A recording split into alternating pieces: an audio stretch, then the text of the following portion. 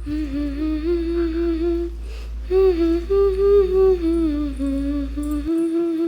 हाय नमस्कार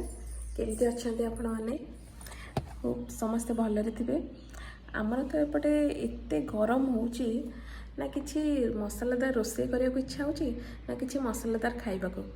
तो आज भावुँ गोटे स्पेशल पखाला गोटे बनैबी आ पखाला खाइले जो शांति कौन ना चलते आज गोटे स्पेशल पखाला बनैबा ये पखाल मुझे बरफ पकई दी जोटा कि ठंडा ठंडा लगे बढ़िया लगे खाइबा से पकईदी गोटे चमच लुण कटा होता काकुड़ी अदा कटा कंचा लंका कटा धनिया पत्र आउ एठी दही पकेली बसा दही जोटा कि आमर घरे बना हुए सब सब पकईकी ताकू भलसे मिक्स करदेली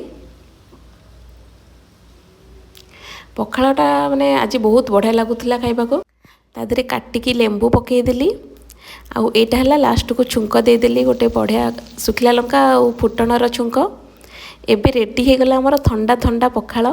जोटा कि आम एबे एंजॉय करबा।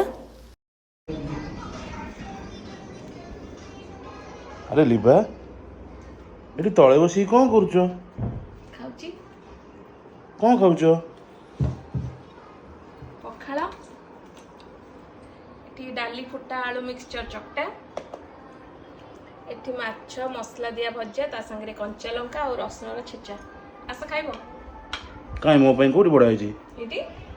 अरे वाह चलो ताले खाइबा।